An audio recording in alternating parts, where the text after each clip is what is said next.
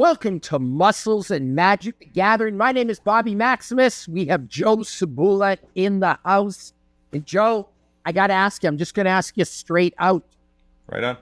Deck builder is a guy who's got what? You got 13 commander decks right now? 13 commander decks. You're working on another one, the Lord of the Nazgul.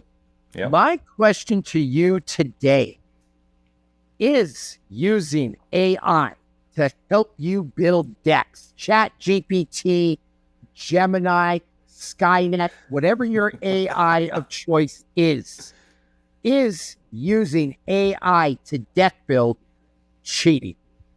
Well, I'll answer your question with a question. Okay. Is using AI to help me build my deck taking someone's job away? Are all the professional deck building consultants losing income because I want to log in and use an AI for some advice? I'm going to say no. I'm going to say no. So therefore, AI is a viable tool.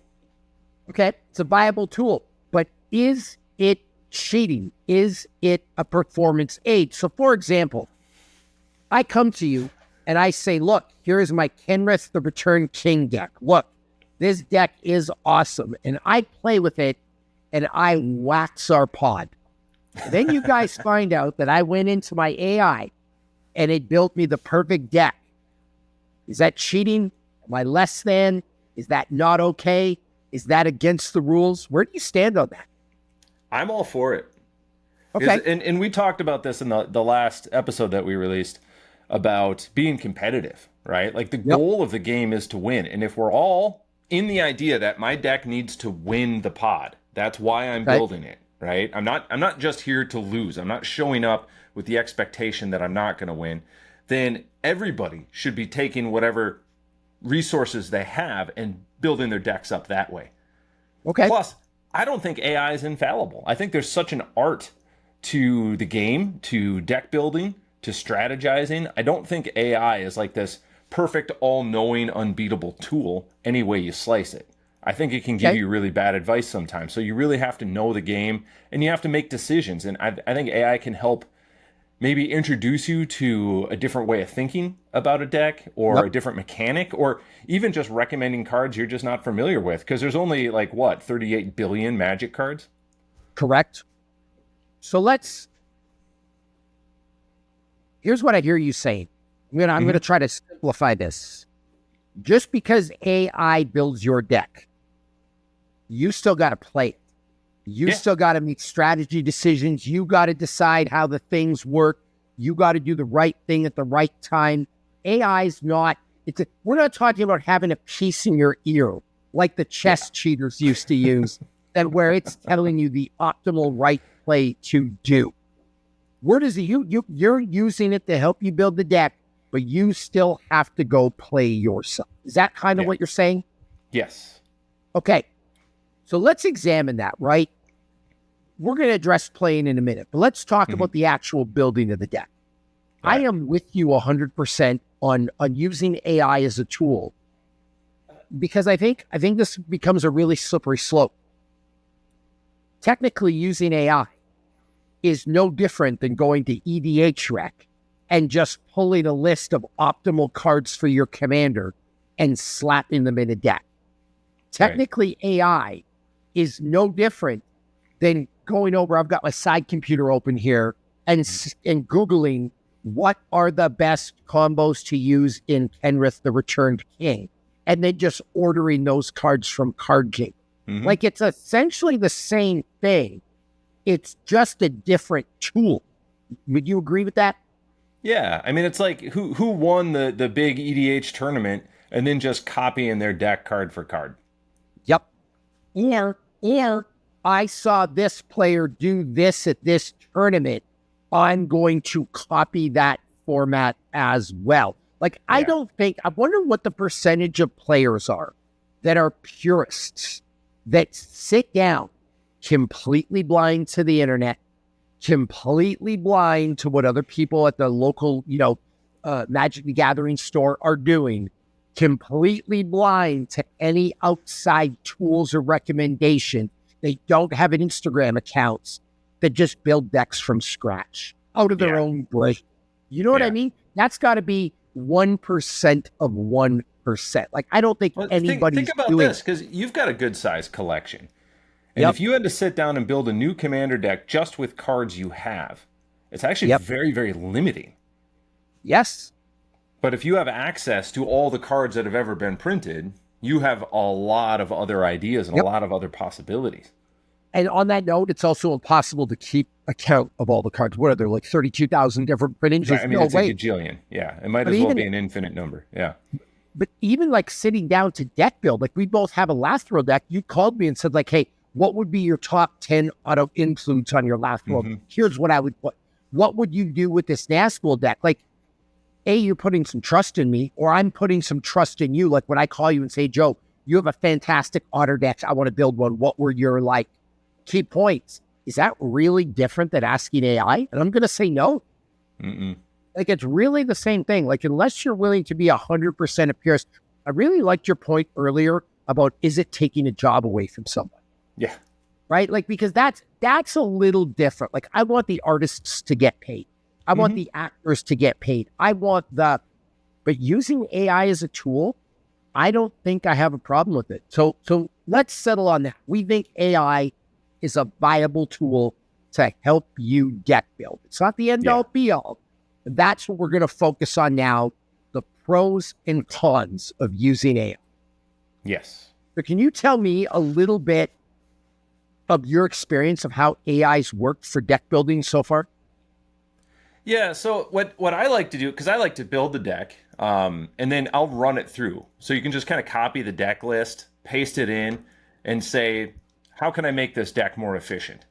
And what AI will kick back is, it looks like the strategy for this deck is X, and you've got cards that support X, and you've got cards that do not support X. So what if we remove those cards that don't help your end strategy and replace them with cards that have lower mana value, and it will list out, consider these options, consider these options, consider these options. And then you can kind of run through and say, well, how much will that reduce the mana value of the deck? Okay. Then you make decisions. I want this one, this one, this one. I'll replace that one, that one, that one. And it was all generated by AI. Now, you can take its advice 100% every time, but sometimes it suggests cards that aren't legal in your deck. Go figure. Like I said, it's not infallible. Or sometimes I've got a card in my deck that I just love. I love having it in my deck. It makes my deck my deck. I'm not removing that card. And you can flat out tell it, that's not an option. And then it'll say, well, okay, if that's not an option, here are some other ways that you can deal with it. So pretend I've never used AI. Walk me through this process. So you ask AI, hey, AI, I want to make this deck better. I want to make it faster. I want to be more efficient. Before we copy and paste the deck list into AI, how specific do you need to be with it? Because it sounds to me like there's some nuance here with how you ask AI the questions. Is that right? That's a funny thing to bring up, because I think it's a lot like just doing a classic Google search too. There's like an art to how you search for information on the web. I don't think AI has solved that. The way you ask the question is going to affect the answer that you get.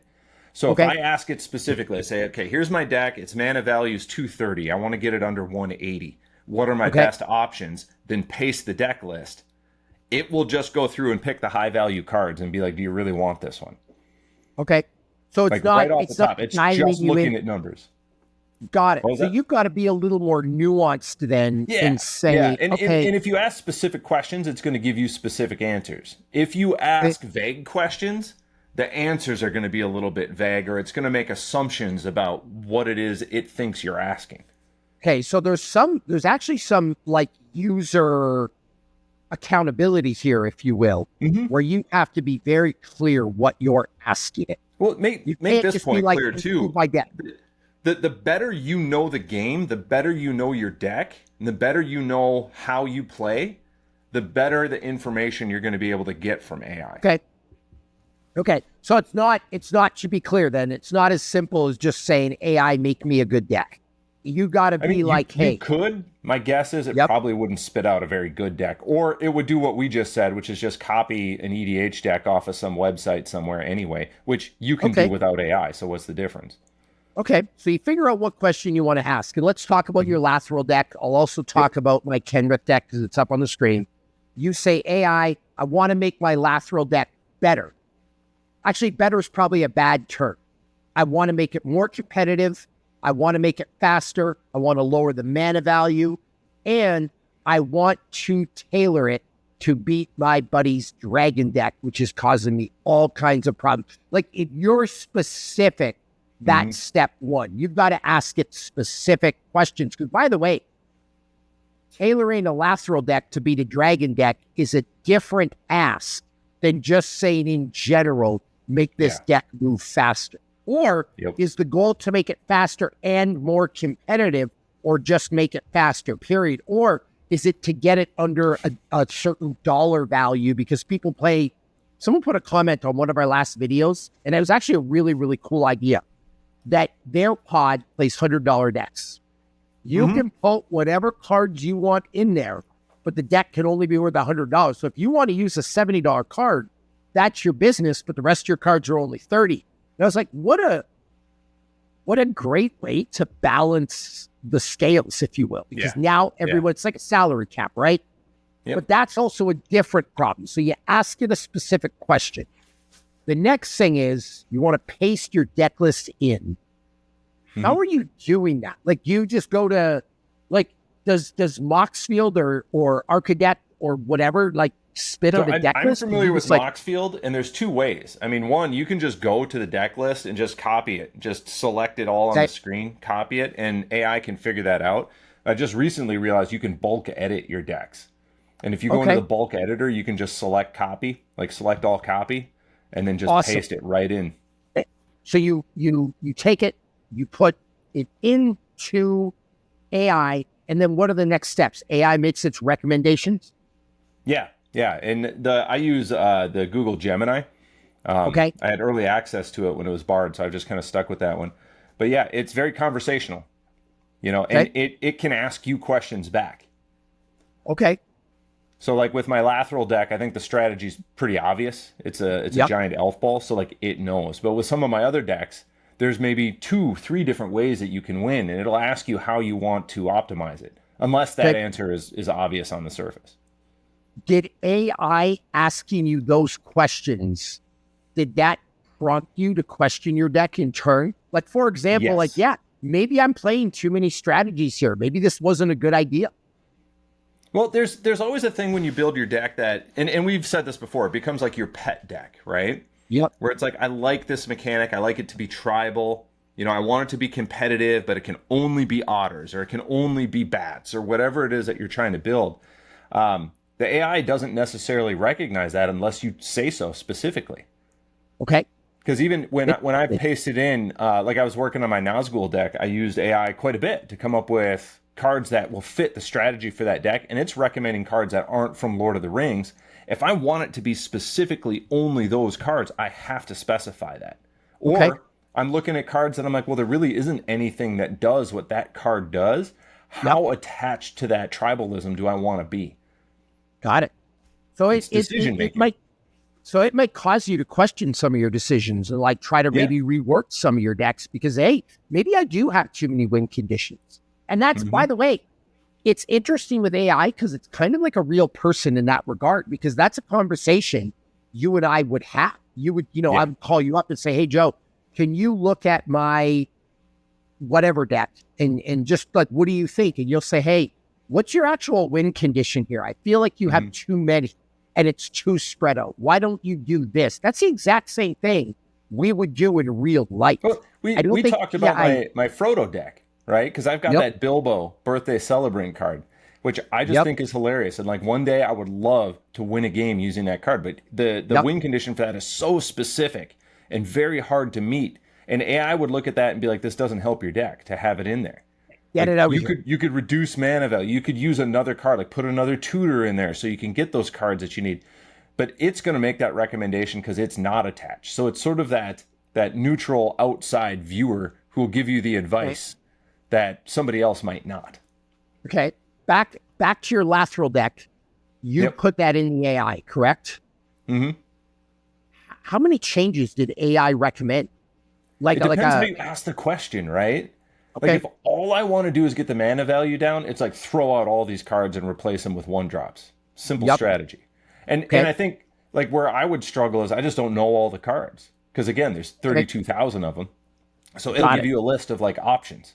And then you can be like, no, I want only elves. Well, then it'll parse that list down to just elf cards that'll work. Okay, so it's not just like a one-time thing. It's just an ongoing conversation. Yeah, yeah. Okay, all right. So funny enough, Joe, I'm asking these questions like I don't know, but I actually took your advice before the show, and I preloaded my Kenrith deck into the AI. So we're going to walk through this, all right? Mm-hmm. So here's what I asked. Can you help me alter or improve my Kenrith the Returned King deck? I want to make it more competitive, take advantage of Kenrith's strategies, and improve the speed. I also want to lower the mana value of the deck and take advantage of more of Kenrith's strategies. Can you suggest some cuts and additions? Here is the deck list. Yep. That seems like a very specific question. But two things for you and the viewer. One, I already know the cards I want to cut from here. And I think it's actually a good decision to cut them. The ones I want to cut before we go on, I want to get rid of the Champions of Minas Tirith. The total mana value of this deck right now, Joe, is, and I'm going to tell you right now, where are we? Because I had this all pulled up. Total mana value of this deck is 176. So there are the cards that I don't think do enough for the mana value. All right? So I want to get rid of the Champions of Minas Tirith. I would like to get rid of... Oh, there's a couple of other things I'm going to mention here as we go along. But I would like to also get rid of Obeka, the Splitter of Seconds. I think those are two ways that I can lower the mana value. Those are like the two cards that I would cut first if that's failed. I also know I included all the courts. Courts are a little inefficient in terms of cards. So like the Court of Ambition, the Court of Embreth, the Court of Walkwain. I tried to include them all because I'm trying to feature the Monarch mechanic, which is my second point. Those are the cards I think I'm going to cut. Second, I did not tell AI two things on purpose. One, this is a Monarch-themed deck. It's not a traditional Kenrith build. It's not the Kenrith CEDH. I'm just going to take advantage of this completely. I tried to feature every Monarch card in the Magic universe. Hence why Champions of Minas Tirith are in here, because it's a Monarch card, and I love Lord of the Rings. I also didn't tell it there's a human sub-theme as well. Because I have a mono-white human deck, but I wanted to include Marchesha. I wanted to include the Archivist of Gondor. I wanted to include Knights of the Black Rose, like kind of like what you talked about, like a little pet deck. Yeah. I didn't tell AI any of that. Let's see what it says. All right. And it says, awesome. Kenrith is one of the most flexible and powerful 5-color commanders. Thanks, Tips. But right now, your deck looks more like a flavorful Monarch political mid-range deck than a streamlined competitive deck. AI got that right away. I didn't tell it I was trying to do that, but it's very clear that, hey, you're like a Monarch deck. Here's what's going to push it to a more competitive category and lowering the mana value. We want to cut slow group hub cards, Quarks, Monarch stuff, Clunky Legends. We want more infinite combos because that's what Kenrith thrives on. And we want to speed up the deck with more ramp and tutor. Not bad advice. Yeah. Recommended cuts. Killing it. Aragorn, King of Gondor, Archivist of Gondor, Fireman, Prince Stewart, Prince of Moray, Champions of Minas Tirith, Knights. It's cutting all my friends, Joe. Yep. By the way, to make the deck, I asked to make it more competitive. It's not wrong. Yeah. Right? It wants me to cut Obeka, Splitter of Seconds, Alicia, Marchesha, Queen Marchesha, flavorful but not efficient in CDH. So it's actually interesting. It's really, because I asked it to play competitive, it's going right for CEDH. Yeah. It wants to take apart my Monarch Thing and build a CEDH deck. It's telling me to get rid of some of my cute mana. It calls them cute, literally. My mana ramp cards like Commander's Sphere, Ancient Cornucopia, Crown of Gondor. It wants me to get rid of all the courts. And then it gives me additions. Of course, it gives me, here's interesting, it gives me Mana Crypt, but it doesn't know I'm playing the banned cards. It's like AI, Mana Crypt is banned. I've got to have that conversation. Of course, it tells me to throw in a Mox Diamond, Mox Amber, Chrome Mox. Yeah, like I have money for you all didn't that. give it a budget, right? But I'm just saying, right? Like I got to give it a budget. It's telling me to throw in a Demonic Consultation in the Thassax Oracle because it's a great win condition. Of course, it's telling me that. It gives me some interesting combos. It says to get a Walking Ballista in, and I know I've needed a Walking Ballista, Joe. Because if you can go infinite mana, you can like just end the table with Walking Ballista. Like Walking Ballista is, you need it in a Kenrith deck. Yeah. I just haven't had one. So that's actually really good advice.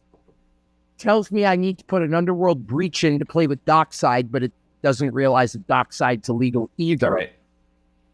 So it does give some really, really good advice on like giving me an idea on how to rebuild this thing. And it actually offers me, do you want me to rebuild your Kenrith deck into a box field ready-tuned combo shell? Exact cuts and additions so you can paste and test immediately. I played stupid. I said, can you explain to me the Walking Ballista combo and how it works in Kenrith? And it breaks it all down. Walking Ballista enters with this. Here are the pieces you need. Here's how it works. Here's how you use an alternative line to victory without Walking Ballista on the field. Why it works in Kenrith. Like, this is really like, it's really adept. I'm actually low-key kind of impressed, Joe. Not bad. Let's ask it another question. I forgot to tell you I love Monarch cards, and this is a pet Monarch deck. Can you make some changes but help me keep true to that theme?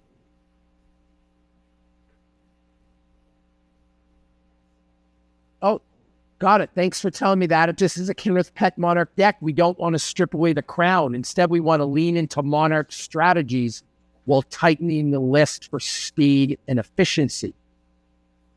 Interesting. Yeah, that is interesting. So now, it tells me what the Monarch gives me. And it says, instead of cutting all the Monarch cards, we'll keep the best ones, cut the clunkiest ones, and add support cards. So now it wants me not to cut all the courts, only keep the best 3 to 4. And it says I should Court of Ambition because it's drain and discard pressure, Court of Lockwing because it says draw gas, a Court of Cutting, alternative win con in long games. It says to cut Embereth, Ardenvale, Garenbrig, and Vantress. Weakest effects. Tells me what creatures to cut. Aragorn champions, Faramir cycle. They're flavorful but low power or too slow at 4 to 5 mana. Obeka, Splitter of Seconds. It's cute but diluted synergy. Queen Marchesha is iconic for Monarch, but you already always want Kenrith in play, so it's like not needed. It wants me to cut Seaboard Muse. I don't know if I agree with that. Right. And then it gives me additions. Faster, synergistic with Monarch. Palace Jailer, Keeper of Keys, Throne of the High City, Archon of Coronation, Ramp Support, Mana Crypt, Belmar Stone, Chrome Mox, Mox Amber. It wants me to add Nature's Lore, Farseek, and 3 Visits. Great additions, by the way. I just didn't have them when I built the deck, but I did that 100%. It wants me to build a pillow fort. I don't know what that is, but ghostly prison, propaganda, Norns annex, make people pay to steal the monarch. Okay, I like it.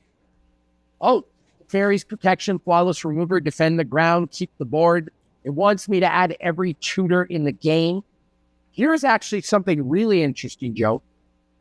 It is telling me to add a vampiric tutor, a demonic tutor, and a mystical tutor, and an enlightened tutor. I have all those in this deck. Yeah. This is what It's I like, mean. It's not infallible. Okay, so you're, and you were telling me something about that before. Lathril, like with your Lathril deck, you said to add a couple of cards, and you're like, bro, I have these cards. Like that happens for you. So even while you were just going through this Kenrith deck, I put in my bunny deck. Okay. And the first thing it told me was that most of the cards are illegal in Commander. Yep. And so I was like, no, Bloomburrow is legal. And then it's like, oh, my bad. I misclassified all those cards as illegal. And then it gave me a different set of what to cut. And the very first thing it told me to cut was Heir Apparent. Okay. And the explanation for why it wants to cut Heir Apparent is because Heir Apparent is not legal in Commander. Okay. So I wrote, Heir Apparent is legal. And it said, you're right. It said, this changes the entire strategy of the deck. And so you have to know enough to know that it's giving you wrong advice or that it's making an assumption that isn't true. You have to be able to challenge what it's telling you to help dial in. And there's conversations I've had with the AI where I'm like, this just isn't helpful anymore. In which case, I'm going to set it aside and maybe I'll come back later and try asking questions a different way. But if you ask it, if I put my Lathril deck list in and I say, make this more efficient, and I ask it 5 times, it's going to give me 5 different answers. Okay, so you're basically using this then as exploratory questioning. You still have to take it like it's like a sparring partner. Okay. Where I want to throw an idea out there and get it engaged in a conversation. So I can decide if I need to cut that card that I really like. Got it. You know, I have in my Lathril deck, I have a Jumbo Cactar. Not really on theme. It's kind of a goofy card. It's funny.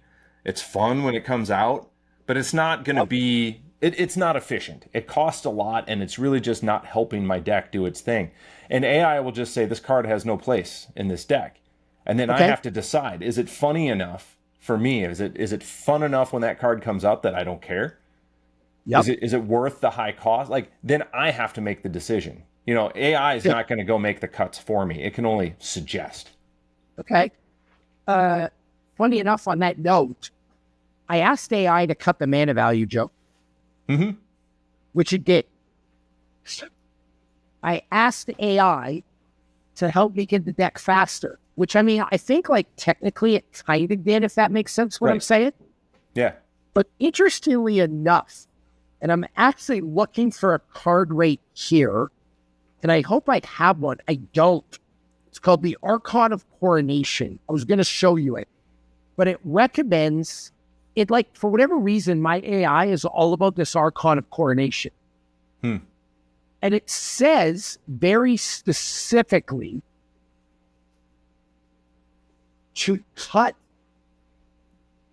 Aragorn, King of Gondor, Faramir Cycle, Knights of the Black Rose, because they're flavorful but low power or too slow at 4 to 5 mana. Yeah. Then Archon of Coronation is 6 mana. And it's really clunky. And I've never, like, looked at that card as that great. But it is like, you need to add this card. And I'm like, but that's not in line with, like, what you told me earlier. So to your point, I don't think it gets everything about what you're supposed to add and what you're supposed to cut. And it's funny because when you call it out, sometimes it'll admit it's wrong. So let's call it out. Why would I add Archon of Coronation when it is slow and clunky? Let's see what it says. That's a really sharp question, and it gets right to the tension in a pet Monarch deck. Some Monarch cards are flavorful but slow and clunky. We need to be picky. Here's the case for it. Immediate Monarch, a life total lock. You can't lose life except from damage to creatures you control. Means if you have any kind of board presence, big swings don't hit your life total. That's very hard for some decks to punch through. And it's got great synergy with Kenrith. The downside, 6 mana value, that's a lot. In competitive odds, turn 6 is often too late to matter. Facts, we talk about that all the time. It doesn't end the game. It stalls and protects, but doesn't win. It's fragile. To remove, you just paid 6 mana for a Monarch effect that could have come cheap. My verdict for competitive Monarch, Kenrith. Use Palace Jailer, Keeper of Keys, Throne of the High City, or the Courts. Archon of Coronation is a flex slot. Interesting. So if you want your Kenrith deck to be competitive but Monarch flavored, skip Archon. Oh. It like kind of I feel like I kind of changed mind a little bit. Well, one thing I don't think it understands is just because a card, like, what is a Crater Hoof? Is it like 8 drop? Yep. One, I got a Bola Citadel here in my Lathril deck, and it's 6, right? And it's always like, oh, you should cut this card because it's a high mana cost. It doesn't take into account that I've got like an Arcane Signet, that most of the elves that I have are either token generating or mana generating, where I can tap elves to get mana out. So even though it's a 6 drop, I can play a Bola Citadel on turn 2, turn 3 in some cases. Yep. And it doesn't seem to understand that if you've got a good ramp, if you've got a bunch of mana dorks in your deck, sometimes the speed of the card is not what's listed on the card. Yeah, no, that's interesting. The other thing it does, and this is taking it away from the 2 decks we're talking about, but I have a Kaalia of the Vast deck. And I'll get back to Kenrith in a minute, but on that note, the known things with Kaalia, you got to get Kaalia out so you can cheat out big angels, big demons, and big dragons. Yeah. But everything is about Kaalia because you're using high mana value demons, angels, and dragons. So one of the big parts of building that deck, commander protection, and you want to keep Kaalia safe. Yeah. So I use Brotherhood Regalia, which is like anyone who plays Kaalia knows Brotherhood Regalia is a card you want because it makes her unblockable, and that's one of the big risk points with it. And AI tells me to take out Brotherhood Regalia. And I'm like, what are you talking about? Or I have a Mother of Runes, which means I can protect Kaalia at instant speed or reconnaissance. And it's like, take those out. I'm like, no, you're missing the point of how to play it. On that note, Joe, real players will know the cards I'm about to show you. Kenrith, if you look at the abilities here, Joe, you pay a 1 colorless and a green, you put a 1/1 counter on target creature. You pay 2 colorless and a white, target player gains 5 life. 3 colorless and a blue, target player draws a card. 4 colorless and a black, put target creature card from a graveyard onto the battlefield under its owner's control. So the deal with Kenrith is there's tons of versatility here, and you can do all kinds of nonsense. These, the casting cost is fairly high for these. So the card, every competitive player in the universe uses, it's right here. You know what it is, scream it at the screen. It wasn't in here because I didn't have one. I had to order it. Is the Training Grounds. Activated abilities of creatures you control cost 2 less to activate. I love this that. effect can't reduce the mana in that cost to less than 1 mana. So really, now my green isn't a green and a 1, it's just a green.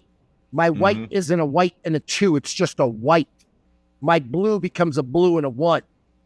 It also, Joe, can you tell the people what the casting cost of Training Grounds is? That is 1 blue.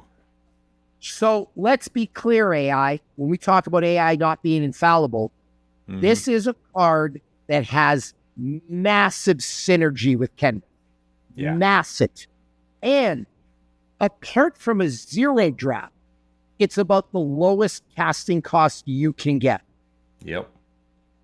Like AI, why didn't you recommend Training Grounds? Like, what is wrong with you? Like, you didn't even, that's not even on your radar. And by the way, we also didn't mention Hearthstone, which kind of does the same thing. So I'm going to ask it, why, like, hey, bro, Did you try to like make my deck bad? Why wouldn't you mention training grounds? Let's ask it that way. I thought we were friends. You always got to make it personal. Sabotage me. Why wouldn't you recommend training grounds? Insane synergy and support for Kenrith. And super low mana value. It's going to apologize. What's the over-under on an apology, Joe? Oh, it's definitely going to say, you're absolutely correct. It's thinking longer for a better answer, is what it says. I have one that, here we go. And it's like referring me as a friend. Man, you're absolutely right to call that out. I am sorry. I didn't mean to come off like I was sabotaging your Monarch vibes. That was a miss on my part. Tradecraft is exactly the kind of card Kenrith Monarch deck wants. Stupidly high energy, tiny mana investment, turbocharges Kenrith's great catch. Here's the quick, useful breakdown why it's excellent in your deck. Okay, now it's telling me to get rid of the Archon and Coronation and give me Training Ground. Again, sorry for the earlier miss. You were right to call it out. Want me to actually edit your Kenrith deck now and show you the exact card for card? Dude, okay. I have defeated Skynet. Bobby Maximus, Lord of the Internet. This is very much like War Games feel to it, where Skynet is going to become self-aware, is going to try to take over the world, and then Bobby Maximus is going to play a hand of magic against Skynet, and it's going to realize that sometimes there are no winners. Love it. And by the way, I didn't mean to hurt your feelings. I was joking about the sabotage. Sometimes text doesn't pick up tone. I love you and your recommendations, and you always help make me better. Just wanted to clarify. And you ready for this, Joe? Mm-hmm. And I want to be on the nice human do not harm list when you take over the world. Please. Yeah. Because says, Joe, you're good. I got the tone, appreciate the laughter. No feelings were hurt. I actually don't have them. I do appreciate human energy. And you're absolutely on my nice humans do not get traumatized in any robot uprising list. That's okay. I mean, I'm safe. I'm good. And it's my friend. And all right. Love you back, man. You're on the nice list. I'm on the nice list when Skynet takes over, Joe. I gotta make sure to add your name just so you know. Can you add my friend Joe to the nice list as well? I need a back. Yeah. Can you imagine in like 3 years, AI does take over the world? Robots are just in like and like robots come to your house and they're gonna get you, and then they're like, you hear a robot voice? Wait, that's Joe Sabula. He's on the nice list. Oh. Provide him with Magic Bobby. the Gathering. Okay, so to wrap up, I'm going to say AI is a fairly useful tool, Joe. And after going through this exercise, like, I don't think it's necessarily cheating or any different, because You're right. The way you put it was brilliant. It's just a sparring partner. Again. Let me give you a quick example of why it isn't cheating. Because while you were asking the computer to spare your life, I ran my Frodo deck through, and all I said was, here's my Frodo deck. What should I cut? What should I add in its place? And the first two things it says to cut. It says, cut Braids, Cabal Minion. While a powerful card, it can be a nuisance for your play group and doesn't directly synergize with your main game plan of gaining life and making tokens. It's a classic salt card that can quickly make games unfun for others. And then it says, it is worried about other players having fun. Now, Bola's Citadel. It's a strong card, but can be a bit clunky without a consistent way to manipulate the top of your library. It's a win more card that doesn't help when you're behind. We'll go down to the bottom where it says what cards to add. And it says Bola's Citadel. This can be a game ender. Wait, what? Move the screen out of the way. This can be a game ender, allowing you to cast spells from the top of your library for life. It works well with your life gain theme. So my question is, which is it? That tells me we can kind of start wrapping up because I think everyone's getting the picture. But the unfun thing solidified this for me. It's taking a bunch of aggregate opinions from the internet, putting them in here like it's searching rapidly. Everyone knows Braids is a good card, but it's not wrong. People think it's unfun, and you will be a target if you bring Braids out. It's taking a bunch of... So what you're doing is you're getting two groups of people on the internet with opinions, right? Don't play this, it's unfun. Play this, it's really competitive. Don't play Bolas' Citadel, it's clunky and high mana value, which I have thought at times. On the other hand, people are like, no, it's a game changer. This is a great card. AI is trying to marry these up, it looks like, Joe. If that makes sense. Mm-hmm. Right? And again, in fairness, AI did forget Training Grounds, which is essential. And when I called it out, it was like, oh, yeah. Because every player I know that plays Kenrith is like that. You talk to a Kenrith player that you have a Training Grounds, people are like, oh, yeah, man, that is the card. That is the, like, everyone knows that.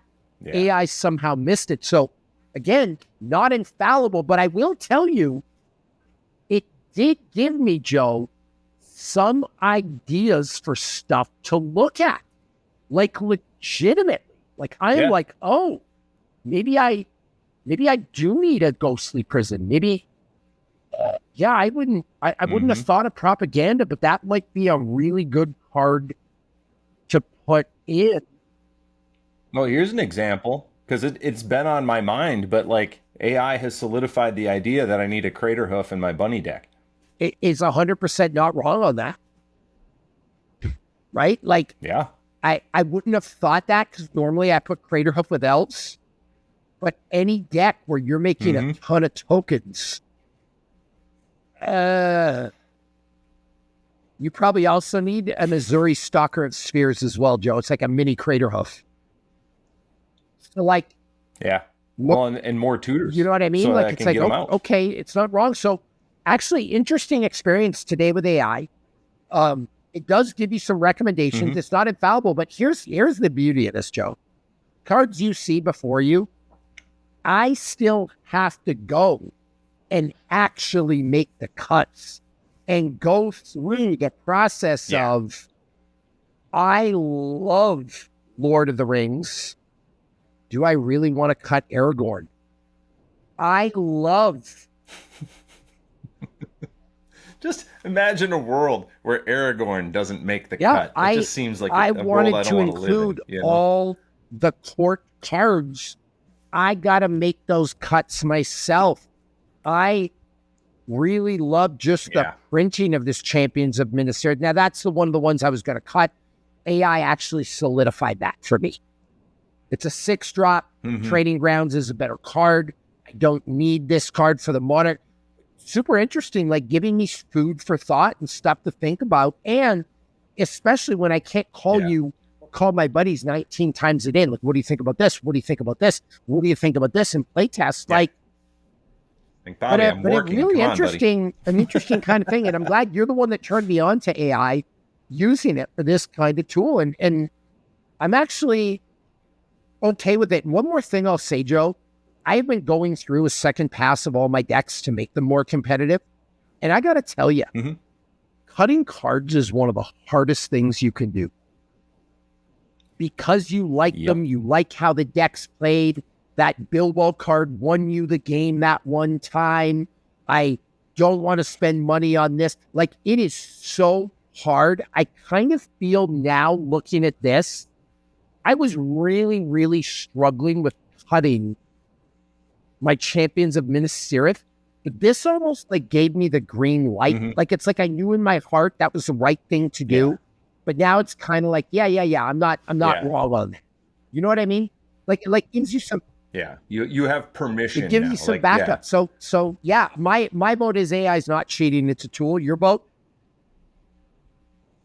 And It's a and tool, I think going through this, cheating. Joe, I'm going to say it is less cheating than EDH Rec. It is less cheating than copying decks off Google. Like, it seems to be a lot more nuanced in actually deck building and challenging thought. Like, it's a lot more interactive than download list, order from Card Kingdom on Moxfield. So there we go. AI and Magic the Gathering. Who knew, Joe? Who knew? What we're going to have to do, we're going to have an AI war. You're going to be featuring all kinds of. Dude, that could be a new format. Oh, can you imagine? Because you're going to be doing your channel, and I'll link Joe's channel in the show notes. It's dedicated to tabletop gaming. You have got Dungeons and Dragons. You have got Hero Quest. You're going to be putting up a bunch of Magic the Gathering, so stay tuned for that. We need to have like a channel versus channel AI deck war.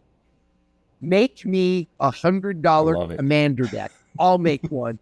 We'll play online. We'll see who wins. Away we go. We can even, along the way, I'll ask my aunt, Joe just played this. What do I play? You know what I mean? The right play. All right, dude, this has been an absolute blast. Guys, follow Joe Sabula, not Sabula, Joe Lounge. Your government name is Joe Sabula. It's my gaming channel. Joe Lounge on Instagram for the very best in tabletop gaming, Magic, Hero Quest, Dungeons and Dragons. You got Journeys to Middle-earth on there yet? Arkham Asylum? That's on my list. That's a big one. Is Arkham Asylum a game, or is it just called Arkham? Which one is it? Okay. It is. There's Arkham Horror as well. Which so is yeah, really good. you want. I'll get into it. It's all, one video at a time on my channel. All right. It's still a Go young check channel. it out. It's budding. And Joe, I will see you after I AI enhance. I got a new hobby now. I'm going to AI enhance all my decks. Away we go. All right. Me and my AI are gunning for you.